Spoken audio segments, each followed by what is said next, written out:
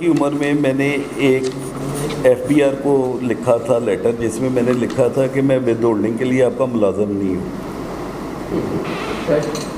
آپ نے مجھے ایک ملازم رکھا ہوا ہے جو ٹیکس فری آپ کے لیے کام کر رہا ہے. صحیح بات. اگر وہ ٹیکس ٹائم پہ نہیں کاٹتا تب بھی آپ اسے پلنٹی لگاتے ہیں، اس کو ایڈیشنل ٹیکس لگاتے ہیں.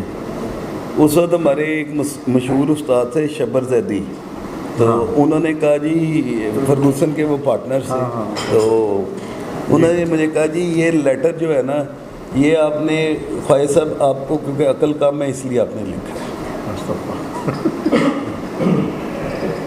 I foresee کہ you must be 35, 36 39.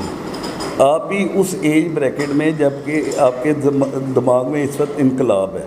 ٹھیک ہے، آپ کے فادر جو ہیں وہ میں اور فرحان شہزاد اب اس انقلاب سے باہر نکل آئے ہوئے ہیں. ٹھیک ہے، ignorance of law is no excuse, یہ آپ نے ایک مقولہ سنا ہوگا. ٹھیک ہے نا. آپ بات کریں اپنے آن لائن پلیٹ فارم کی جس سے آپ کام کریں، جیسے ریز مال ہے یا کوئی بھی آن لائن دراز سے کریں. ٹھیک، آپ کو PRA نے کتنے زبردست قسم کے ٹیکس استوا لگائے ہیں، اس پہ آپ ڈبیٹ کیوں نہیں کرتے؟ آپ اس ود ہولڈنگ پہ ڈبیٹ کیوں کر رہے ہیں؟ کیونکہ مائی سن ان لا اونس ریز مال، ٹھیک ہے، ملتان میں. ٹھیک ہے، اس نے مجھے آگے پوچھا کہ انکل یہ ایک دم سے جہاں پہ ہم لوگ 5% دے رہے تھے 18% کے نوٹس آ رہے ہیں، یہ ہم کیسے پورے کریں گے؟ اٹس ناٹ پاسبل فار اس. ٹھیک ہے، جب میں نے وہ دیکھا تو FBR اور PRA نے جو چینجز کی ہیں، ایون وہ انٹیمیٹ بھی نہیں کی ٹیکس پیئرس کو، اور وہ آپ کی انٹیمیٹڈ، اور وہ آپ کی ٹوٹل پیمنٹس میں سے وہ ٹیکس کٹا جا رہا ہے. ٹھیک ہے نا. آپ نے شاید اس چیز کو مال بیچنے پہ اتنے پیسے کمائے نہیں ہیں جتنا وہ آپ کا ٹیکس کٹا.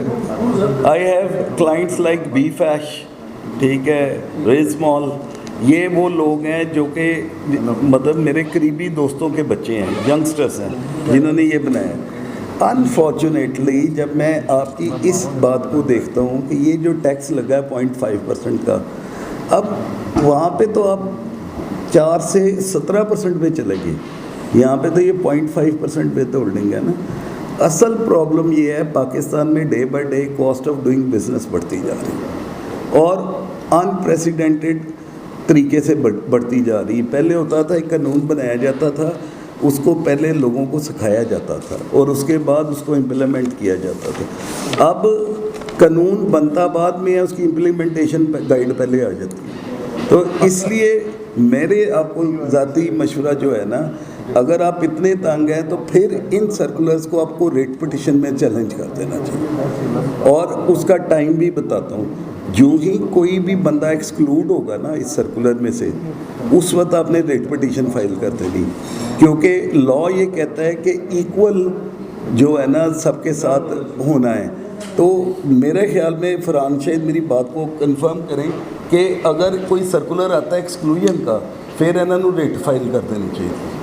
یہی ہے نا کوئی ایک سورس ڈسکریمنیشن پہ ایک ہی آپ کے پاس ہے. اگر آپ اس لا سے اتنے تنگ ہیں تو آپ بطور پوری مارکیٹ یا بطور پورا چیمبر، یہ نہیں آئسولیشن میں 2 بندے ریٹ کر دیں، کم از کم 200-400 بندے مل کے ریٹ پٹیشن میں جائیں، میں بھی آپ کو وہاں سے یہ ریلیف مل جائے، یہ اسٹے ہو جائے. کیونکہ اب یہ قانون بن چکا ہے، آپ چاہیں یا نہ چاہیں آپ نے اس کو امپلیمنٹ کرانا ہے جب تک آپ کو کسی کورٹ سے ریلیف نہیں ملتا. جی سر. وہ انفارچونیٹلی ہماری بدقسمتی یہی رہی کہ ہم نے کہا جی آپ چھتر مارنے کے لیے بندے صرف بڑھا دیں. ہمیں عادت پڑ گئی ہوئی ہے، ہم ہر چیز کو ابزارو کر کے کرتے جا رہے ہیں وقت کے ساتھ ساتھ، اور ہر چیز کو مان کے اس کے اوپر ایگزیکیوشن کرتے جا رہے ہیں. تو وہ اتنے ہی ہمارے اوپر برڈنس بھی زیادہ کرتے جا رہے ہیں. جو ہماری ایسوسیشن کا اصل میں کام ہے وہ ہم نہیں کر رہے. مینوفیکچرر دوست سے ووٹ کے چلے گئے، ان کا پرابلم نہیں ہے، پرابلم آپ کا ہے، ریٹیلرز کا ہے، ٹریڈرز کا ہے، ہول سیلر کا ہے. تو مجھے ہمیشہ چیمبر سے یہ گلا رہا ہے، میں یہاں بیٹھ کے کہتا ہوں کہ یہ کبھی بھی ریٹیلرز اور ٹریڈرز کا نہیں رہا. I am sorry about that. دیکھیے جی، پہلے تو بہت شکریہ جی فیض صاحب آپ کا اور فرحان صاحب کا، آپ نے بڑے قیمتی ٹائم مجھے دیا اور آپ کی جو قیمتی باتوں سے بہت ہم مستفید ہوئے ہیں.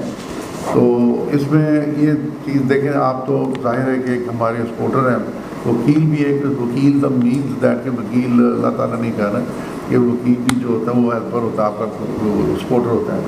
تو آپ کو لیکن جو گلہ ہے وہ اپنی گورنمنٹ پہ ہوتا ہے. جو قانون بناتے ہیں وہ میں اکثر کہا کرتا ہوں بڑی بڑی میٹنگوں میں، FBR کے سامنے بھی، فائنانس